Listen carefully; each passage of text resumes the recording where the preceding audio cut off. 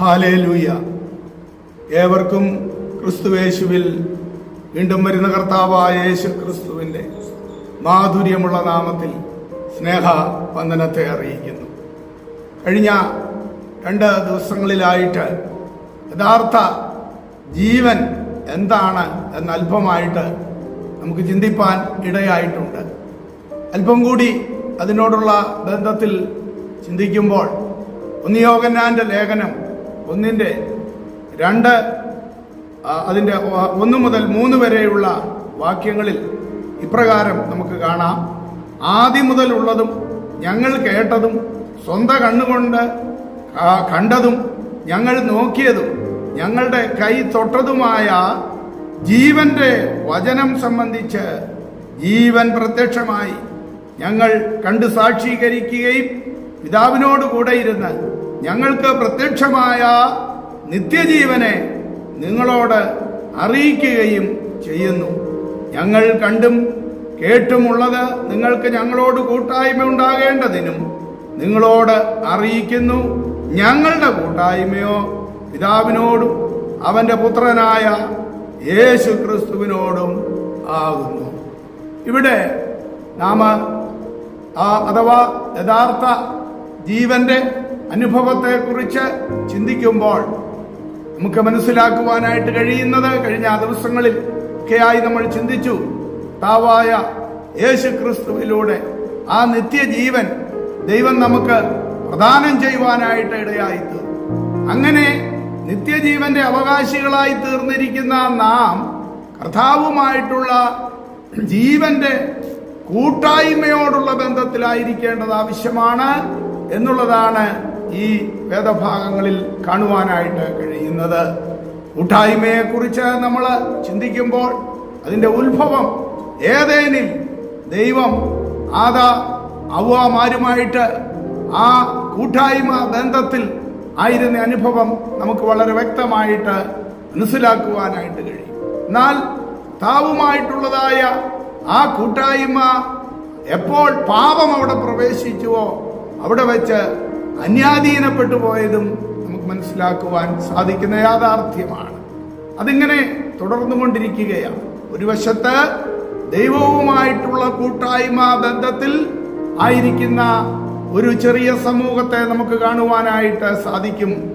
മറുവശത്ത് ഏദേനിൽ പാപം കയറിയത് മുഖാന്തരം ബഹുഭൂരിപക്ഷവും ദൈവവുമായിട്ടുള്ളതായ കൂട്ടായ്മയിൽ നിന്ന് അകന്നുമാറി മറുവശത്ത് വൈശാചികനുമായിട്ടുള്ളതായ കൂട്ടായ്മയിൽ മുൻപോട്ട് പോകുന്നതാണ് നമുക്ക് കാണുവാൻ സാധിക്കുന്നത്. നാം ദൈവവചനം പഠിക്കുമ്പോൾ ക്രിസ്തുവിന്റെ കാന്തയുമുണ്ട്, എതിർ ക്രിസ്തുവിന്റെ അവന്റെ മഹതിയം മർമ്മം ബാബിലോൺ എന്ന ആ ലോക മതവും നമുക്ക് കാണുവാനായിട്ട് കഴിയുകയാണ്. എന്നാൽ കർത്താവിനോട് ബന്ധപ്പെട്ട് കൂട്ടായ്മ ജീവിതത്തിൽ പോകുന്ന ഒരു വ്യക്തിക്ക് മാത്രമേ യഥാർത്ഥമായ നിത്യമായ ജീവിതം അവകാശമാക്കുവാനായിട്ട് കഴിയത്തുള്ളൂ, നിത്യതയിൽ ചെന്ന് എത്തുവാനായിട്ട് കഴിയുകയുള്ളൂ. ഈ ലോകത്തിൽ പല ബന്ധങ്ങൾ ഉണ്ട്, പലവിധമായ അനുഭവങ്ങളുണ്ട്. അവിടെയെല്ലാം നമുക്ക് എല്ലാ ലോക വ്യവസ്ഥിതികളോടും കൂട്ടായ്മ ആചരിച്ച് മുൻപോട്ട് പോകുവാനായിട്ട് സാധ്യമല്ല എന്ന് ദൈവമക്കൾ ഓർത്തിരിക്കേണ്ടത് ആവശ്യമാണ്. നമ്മുടെ കൂട്ടായ്മ ഇവിടെ നമ്മൾ വായിച്ചതുപോലെ അപ്പസ്തോലൻ പറയുന്നത് പോലെ ആരുമായിട്ടാണ് എന്ന് നാം ഒന്നുകൂടെ ബോധവാന്മാരായിരിക്കേണ്ടത് അത്യാവശ്യമാണ്. ഇത് അന്ത്യനാളുകളാണ്, അന്ത്യനാഴികയാണ്. കഴിയുമെങ്കിൽ വൃതന്മാരെ കൂടി തെറ്റിച്ചു കളയേണ്ടതിന് വേണ്ടി ദുഷ്ടപിശാച് സകലവിധമാകുന്ന തന്ത്രങ്ങളും പരീക്ഷണങ്ങളുമായിട്ട് അവന് ഓടി നടക്കുന്ന ഒരു കാലഘട്ടമാണ് എന്ന് നാം വിസ്മരിക്കാതെ പൂർണ്ണമായി ദൈവവുമായി പറ്റിച്ചേർന്ന് നിന്ന് ദൈവവുമായിട്ടുള്ളതായ കൂട്ടായ്മ ബന്ധത്തിൽ അരക്കിട്ടുറപ്പിച്ച് മുൻപോട്ട് പോകുവാൻ നമുക്ക് ഇടയായി തീരട്ടെ. അതിനായി ദൈവാഖരങ്ങളിൽ നമ്മെ തന്നെ നമുക്ക് ഏൽപ്പിക്കാം.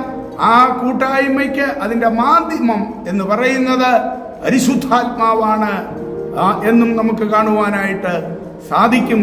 അപ്രകാരം നമുക്ക് ദൈവിക കൂട്ടായ്മയിൽ മുന്നേറാം. അവിടുന്ന് നമ്മെ അനുഗ്രഹിക്കുമാറാകട്ടെ. ആം. എന്നെ അൻപോടു സ്നേഹിപ്പാൻ എന്താണ് എന്നിൽ കണ്ടത്? ചേറ്റിൽ കിടന്നതാമെന്നെ ആ പൊൻകാരം നീട്ടിപ്പിടിച്ചു. എന്നെ അൻപോടു സ്നേഹിപ്പാൻ എന്താണ് എന്നിൽ കണ്ടത്? ചേറ്റിൽ കിടന്നതാമെന്നെ ആ പൊൻകാരം നീട്ടിപ്പിടിച്ചു. ഇത്രമേൽ സ്നേഹിച്ചിടുവാൻ യോഗ്യത എന്നിൽ കണ്ടുവോ? ഇത്രമേൽ മാനിച്ചിടുവാൻ യോഗ്യത എന്നിൽ കണ്ടുവോ? ഇത്രമേൽ സ്നേഹിച്ചിടുവാൻ യോഗ്യത എന്നിൽ കണ്ടുവോ? ഇത്രമേൽ മാനിച്ചിടുവാൻ യോഗ്യത എന്നിൽ കണ്ടുവോ? യോഗ്യത എന്നിൽ കണ്ടു.